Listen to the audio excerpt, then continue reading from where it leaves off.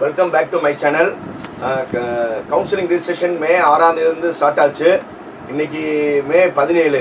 இது ஒரு 11 நாள் ஆச்சு. இப்போ நிறைய பேரண்ட்ஸ் அண்ட் ஸ்டூடெண்ட்ஸ் எனக்கு ஃபோன் பண்ணி நிறைய சந்தேகங்கள் கேட்டாங்க. ஸோ அந்த சந்தேகங்களோட தொகுப்பு ஒரு வீடியோவா ஷூட் பண்ணலான்னு நினச்சி என்கிட்ட எந்த பேரண்ட்ஸும் ஸ்டூடெண்ட்டு என்னென்ன டவுட் கேட்டாங்களோ அது எல்லாமே ஒரு கொஸ்டின் ஆன்சராக பண்ணுறேன். இந்த வீடியோவை ஃபுல்லாக பாருங்க. இந்த சந்தேகங்கள் உங்க மனசுல கூட இருந்திருக்கலாம், அதுக்கான தீர்வு இதுல இருக்கும். Let's watch this video fully. இப்போ பேரண்ட்ஸ் கிட்ட அண்ட் ஸ்டூடெண்ட் கிட்ட கொஸ்டின்ஸ். நான் இருமுறை டிஎன்ஏ கவுன்சிலிங் ரெஜிஸ்ட்ரேஷன் பண்ணிட்டேன். எனது அப்ளிகேஷன் ரிஜெக்ட் ஆகுமா? உங்களுடைய அப்ளிகேஷன் நீங்க 2 தடவை ரெஜிஸ்ட்ரேஷன் பண்ணிருந்தீங்கன்னா கண்டிப்பா ஒரு அப்ளிகேஷன் ரிஜெக்ட் ஆகும். நல்லா தெரிஞ்சுக்கோங்க. நீங்க 2 தடவை நீங்க அப்ளிகேஷன் போட்டிருந்தீங்கன்னா ஒரு அப்ளிகேஷன் கண்டிப்பா ரிஜெக்ட் ஆகும். அதுக்கு நீங்க என்ன செய்யணும்னா நியர் அபவுட் டிஎஃப்சி சென்டர்ல போய் சார் இந்த மாதிரி 2 அப்ளிகேஷன் நான் தெரியாம ரெஜிஸ்ட்ரேஷன் பண்ணிட்டேன், எனக்கு ஏதாவது ஒண்ணு மட்டும் கொடுங்கன்னு சொன்னீங்கன்னா அவங்க ஒரு அப்ளிகேஷனை கேன்சல் பண்ணிடுவாங்க. அதுக்கு தீர்வு பக்கத்துல இருக்கிற டிஎஃப்சி சென்டருக்கு போகும்போது உங்களுடைய 2 அப்ளிகேஷன் நம்பர் எடுத்துக்கோங்க. போக உங்க ஆதார் எடுத்துட்டு போங்க. எடுத்துட்டு போய் ஒரு லெட்டர் எழுதி கொடுங்க. இந்த மாதிரி நான் மல்டிபிள் ஆப்ஷனா அப்ளிகேஷன் போட்டேன், இது உங்களுக்கு தெரிஞ்சு பண்ணது. நிறைய ஸ்டூடெண்ட்ஸ் தெரியாம நீங்க ஒரு தடவை அப்ளிகேஷன் போட்டிருப்பீங்க, வேற ஏதாவது இன்ஜினியரிங் காலேஜ்ல போய் கொடுத்துருந்துருப்பீங்க. ஏன்னா அவங்களும் உங்க டேட்டா வச்சு ரிஜிஸ்டர் பண்ணியிருப்பாங்க. அதே மாதிரி டெஸ்ட்ல போய் கொடுத்துருந்தீங்கன்னா அவங்களும் ரிஜிஸ்ட்ரேஷன் பண்ணியிருப்பாங்க. ஸோ அதனால மல்டிபிள் ஆயிருக்கும். நீங்க ஒரு அப்ளிகேஷனை மட்டும் ரீடைன் பண்ணணும்னு நினைச்சீங்கன்னா டிஎஃப்சி சென்டர்ல போய் சார் இதுதான் என்னுடைய அப்ளிகேஷன், மிச்சம் ஏதாவது ரிஜெக்ட் பண்ணீங்கன்னு சொன்னீங்கன்னா அவங்க மிச்சம் கேன்சல் பண்ணிடுவாங்க. நெக்ஸ்ட், முதல் பட்டதாரி சர்டிபிகேட்டில் நான் அம்மா அப்பா பேர் மட்டும் உள்ளது, இது செல்லுமா?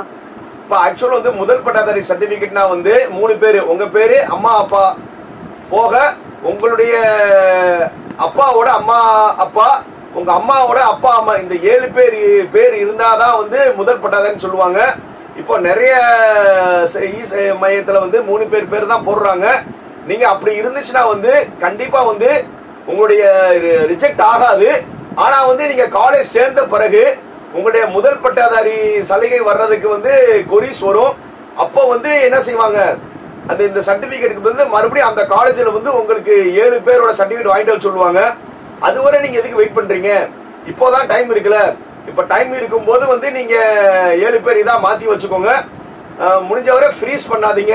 ஃப்ரீஸ் பண்ணலன்னா நீங்க எப்போ வேணாலும் உங்களுடைய சர்டிபிகேட்டை டெலீட் பண்ணிக்கலாம். இன் கேஸ் நீங்க ஃப்ரீஸ் பண்ணாலும் அதுக்கப்புறம் காலேஜ்ல சேரும் போது நீங்க அந்த 7 பேரோட சர்டிபிகேட் கொடுத்துட்டீங்கன்னா உங்களுக்கு ஃபர்ஸ்ட் கிராஜுவேட் ரிஜெக்ட் ஆகாது. நான் பிசி கன்வெர்ட்டட் கிறிஸ்டியன், எனக்கு பிஎம்எஸ் ஸ்காலர்ஷிப் கிடைக்குமா? நீங்க பிசி கன்வெர்ட்டட் கிறிஸ்டியனும் eligible for the BMS scholarship. அதுக்கு ஒரே இது உங்களுடைய பேரண்ட்ஸோட இன்கம் 2.5 lakhsக்குள்ள இருக்கணும்.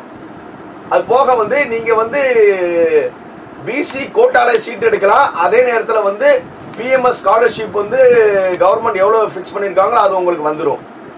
நான் தவறுதலாக 10th இஎம்ஐஎஸ் நம்பர் போட்டு விட்டேன், அப்ளிகேஷன் ரிஜெக்ட் ஆகிவிடுமா? கண்டிப்பா இப்போ எம்இஸ் நம்பர் பேஸ் பண்ணி தான் இப்போ எல்லாமே இருக்கு. இப்போ +2 எம்இஸ் நம்பர் இருக்குல்ல, அது பிரகாரம் தான் இப்போ உங்களுடைய இப்போ நீங்க அப்ளிகேஷன் போடும்போது உங்களுக்கு என்ன இருந்திருக்காது, உங்களுடைய கட் ஆஃப் மேக்ஸ்ல எவ்வளோ, பிசிக்ஸ்ல எவ்வளோ எதுவுமே கேட்டிருக்க மாட்டாங்க. அது ஆட்டோமேட்டிக்கா அவங்க ரெஜிஸ்டர் நம்பர் எம்இஸ் வச்சு அவங்க டீடைல் எடுத்துக்கிடுவாங்க. அதுக்காக தான் எம்இஸ் நம்பர் கேட்கறது. அப்படி எம்இஸ் நம்பர் நீங்க தப்பா போட்டிருந்தீங்கன்னா ஒன்றும் பயப்பட வேணாம். பக்கத்துல இருக்கிற டிஎஃப்சி சென்டருக்கு போங்க.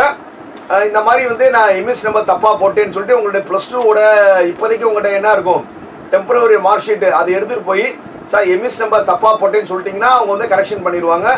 என்ன செய்வாங்கன்னா உங்களுடைய ஐடியை அன்ஃப்ரீஸ் பண்ணிடுவாங்க, ஓப்பன் ஆயிரும். நீங்க மறுபடியும் அந்த எம்இஸ் இடத்துல அதை டெலீட் பண்ணிட்டு கரெக்டான எம்இஸ் நம்பர் போட்டுக்கோங்க. நீங்க எதுவுமே ஒரி பண்ண வேணாம். எனது அப்பாவின் வருமானம் 8 லட்சத்திற்கும் அதிகமாக உள்ளது. நான் எஸ்சி கேட்டகரி, எனக்கு பிஎம்எஸ் ஸ்காலர்ஷிப் வருமா? இப்போ பிஎம்எஸ் ஸ்காலர்ஷிப் வராது. ஏன்னா உங்களுடைய பேரண்ட்ஸோட இன்கம் லெவல் 2.5 lakhsக்குள்ள தான் இருக்கணும். 2.5 lakhsக்கு மேல போச்சுன்னா நீங்க எஸ்சி கோட்டால சீட் எடுத்துக்கலாம்.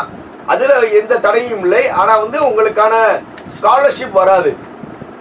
சாய்ஸ் ஃபில்லிங் என்றால் என்ன, விளக்கமாக கூறவும். சார் சாய்ஸ் ஃபில்லிங் நீங்க என்ன காலேஜ் எடுக்க போறீங்கன்னு கவுன்சிலிங் ப்ராசஸ்ல நடக்க வேண்டியது. கவுன்சிலிங் ப்ராசஸ்ல வந்து இப்போ வந்து நீங்க ஒரு 10 காலேஜ் வந்து விரும்புறீங்க.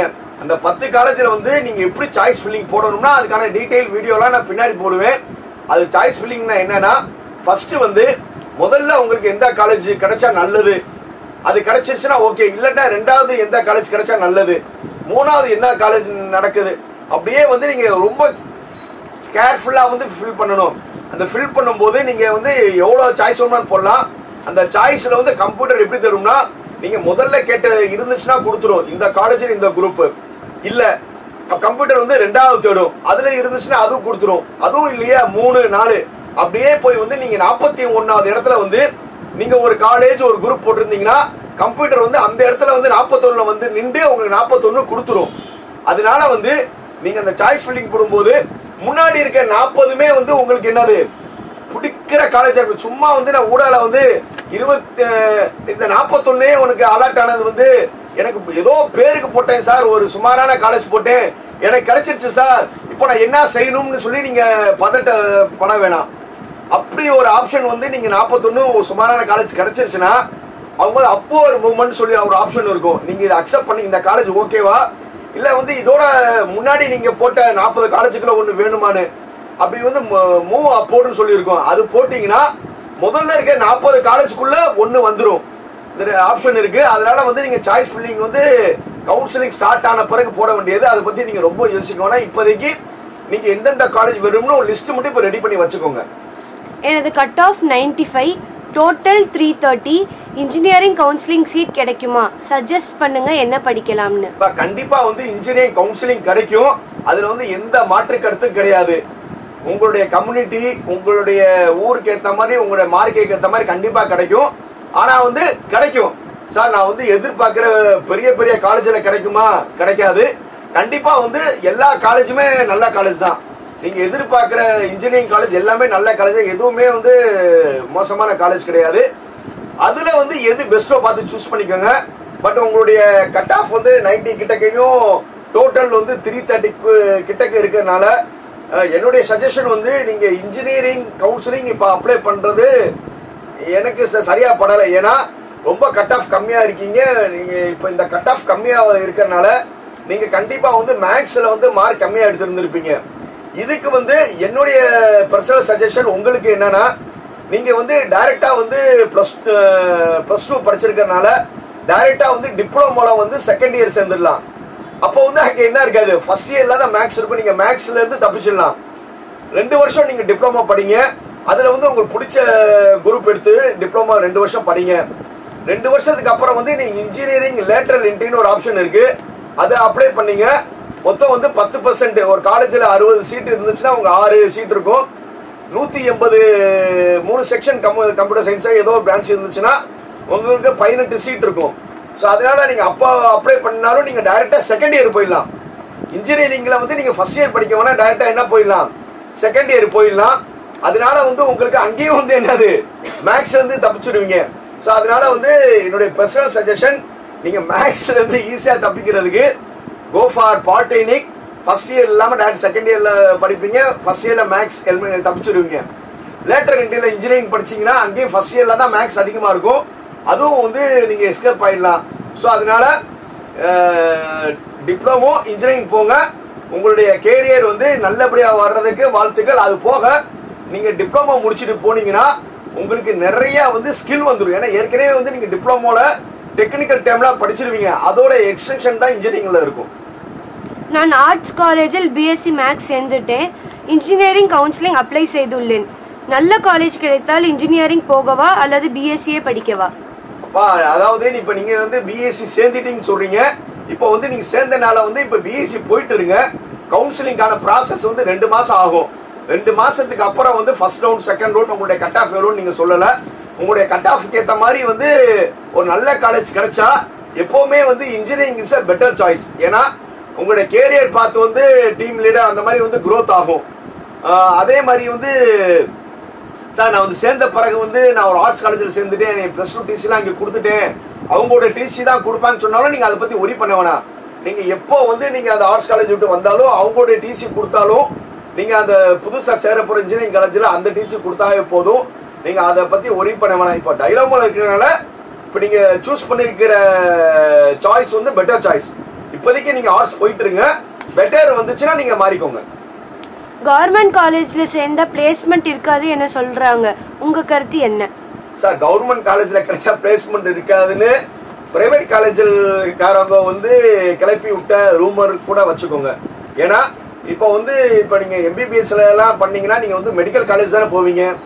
அதே மாதிரி வந்து இதுல பண்ணீங்கன்னா இப்போ வந்து அண்ணா யூனிவர்சிட்டி நம்பர் 1 200க்கு 200 199க்கு எடுத்தவங்களுக்கே கிடைக்க மாட்டேங்குது.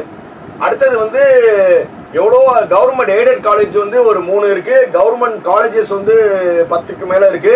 அதே மாதிரி அண்ணா யூனிவர்சிட்டி கான்ஸ்டிடியூஷன் காலேஜ் நிறைய இருக்கு. ஸோ எல்லாமே வந்து நல்ல காலேஜ் தான். சார், நீங்க வந்து ஒரு பிளேஸ்மெண்ட் எக்ஸ்பர்ட் ஒன்று சொல்றீங்க. பிளேஸ்மெண்ட் வந்து நீங்க வந்து என்னது உங்களுடைய ஸ்கில் நல்லா இருந்துச்சுன்னா பிளேஸ்மெண்ட் உங்களை தேடி வரும். அதனால வந்து கவர்மெண்ட் காலேஜ் ஒரு பெரிய அட்வான்டேஜ் என்னன்னா நிறைய வந்து ஆப்பர்ச்சுனிட்டி வந்து டிஃப்ரெண்ட் என்வரான்மெண்ட் இருக்கும். மெயினா வந்து லோ ஃபீஸ் இருக்கும். அந்த லோ ஃபீஸ் கொடுத்து நீங்க கவர்மெண்ட் காலேஜ் சேர்ந்துட்டு உங்களுடைய மிச்ச காசுல வந்து நிறைய வேல்யூ ஆடட் கோர்சஸ் படிங்க. நீங்க ஒவ்வொரு டிபார்ட்மெண்ட்ல போனீங்கன்னா அந்தந்த டிபார்ட்மெண்ட்லயே சாஃப்ட்வேர் இருக்கு. இப்போ வந்து நீங்க ஒரு மெக்கானிக்கல் ஸ்டூடெண்ட் வச்சீங்கன்னா வந்து ஆட்டோகேட், ப்ரோஇ, ஆன்சி, சாப் இந்த மாதிரி நிறைய இருக்கு. அந்தந்த டிபார்ட்மெண்ட்லயே நிறைய சாஃப்ட்வேர் இருக்கு. அது போக வந்து எல்லாருமே எதிர்பார்க்குற மாதிரி ஐடி ஃபீல்டுக்கு போகணும்னா என்னது C++, ஜாவா, பைத்தான் இந்த மாதிரி எது வேணாலும் நீங்க ஒரு ஏதாவது ஒன்றை சூஸ் பண்ணி அதுல மாஸ்டர் ஆகுங்க. ஸோ அதனால வந்து இன்டர்வியூ பேனல்ல போகும்போது நீங்க கவர்மெண்ட் காலேஜா பிரைவேட் காலேஜான்னு அவங்க இது பண்ண மாட்டாங்க. பிளாட்ஃபார்ம் ஒன்று தான். ஸோ பிரைவேட் காலேஜ் என்ன சொல்லுவாங்கன்னா அவங்க கேம்பஸ் வந்து ஆர்கனைஸ் பண்ணுவாங்க. அந்த கேம்பஸ் இதுல நீங்களும் அட்டென்ட் பண்ணலாம். அதே மாதிரி பெரிய பெரிய கவர்மெண்ட் காலேஜ்லயும் வந்து கேம்பஸ் இருக்கும். ஸோ கவர்மெண்ட் காலேஜ் வந்து மோசமானதை சொல்லி நீங்க எதுவுமே எதிர்பார்க்க வேணாம். சரி ஸ்டூடெண்ட்ஸ் அண்ட் பேரண்ட்ஸ், இதுவரை வந்து நிறைய பேரண்ட்ஸ் வந்து இன்னும் நிறைய கொஸ்டின்ஸ் கேட்டிருக்காங்க. ஸோ எல்லாமே ஒரே வீடியோவில் நான் சொல்ல முடியாதனால ஒரு 4 நாள் ஒரு 5 நாள் அல்ல அட்லீஸ்ட் வந்து வீக்லி ஒன்ஸ்க்கு வந்து இந்த மாதிரி வந்து பேரண்ட்ஸ் கேட்ட கொஸ்டின்ஸ்லாம் நோட் பண்ணிட்டு அதுக்கான ஆன்சர் வந்து சொல்கிறேன். இது வந்து ரொம்ப யூஸ்ஃபுல்லாக இருக்கும். இந்த வீடியோ வந்து ஃபுல்லாக பார்த்ததுக்கு ரொம்ப தேங்க்ஸ். நிறைய பேர் வந்து சேனல் வந்து சப்ஸ்கிரைப் பண்ணாமல் பார்த்துட்டு இருக்கீங்க. அவங்களுக்கு இருக்கா என்ன ஒரே ரெக்யூஸ்ட், சப்ஸ்கிரைப் பண்ணலாம்ல. உங்களோட டவுட்ஸ் எல்லாமே ஒரு கிளியர் பண்ணியிருக்கேன். ஸோ அதுக்காக நீங்கள் என்ன செய்யலாம், சப்ஸ்கிரைப் பண்ணலாம்ல. சப்ஸ்கிரைப் பண்ணிட்டீங்கன்னா அப்படியே வந்து பெல் பட்டன் கிளிக் பண்ணுங்க. ஆல்னு ஒரு ஆப்ஷன் இருக்கும், அதையும் கிளிக் பண்ணுங்க. உங்களுக்கு இன்னும் என்னென்ன டவுட்ஸ் இருக்கோ எப்போ வேணுமாலும் என்னுடைய மொபைலில் தொடர்பு கொள்ளலாம். என் பேர் ஜாகிர் ஹுசேன். என்னுடைய செல் நம்பர் ஏற்கனவே வந்து நான் நோட்ல டிஸ்கிரிப்ஷனில் இருக்கு, நோட் பண்ணிக்கோங்க. இருந்தாலும் நான் சொல்கிறேன் 9842376822. நான் மேக்ஸிமம் வந்து நான் கால் அட்டன் பண்ணிடுவேன். சப்போஸ் வந்து வேற ஷூட் வேறனா ஒரு பேரண்ட்ஸ் என்ன பேசுனீங்கன்னா மினிமம் 15 to 20 மினிட்ஸ் அவங்களோட எல்லா டவுட்டும் நான் கிளியர் பண்ணிட்டு இருக்கேன். அப்போ நிறைய பேர் வந்து வெயிட்டிங்கில் இருக்கிறான். ஸோ வெயிட்டிங்கில் தான் நானே திருப்பி கூப்பிட்றேன். அப்படி இல்லைன்னா திருப்பி நீங்கள் கால் பண்ணுங்க. அது போக ரொம்ப உங்களுக்கு இருந்துச்சுன்னா வாட்ஸ்அப்பில் வந்து உங்களுடைய பேர், உங்களுடைய கட் ஆஃப், நீங்கள் என்ன கேட்கணும்னு நினச்சிங்கன்னா நீங்கள் வாட்ஸ்அப்பில் வாய்ஸாகவும் கொடுங்க, மெசேஜாகவும் கொடுங்க. கண்டிப்பாக வந்து உங்களுக்கு நான் கண்டிப்பாக ரிப்ளை பண்ணுவேன். All the best. மீண்டும் இன்னொரு வீடியோவில் பார்க்கலாம். பாய் பாய்.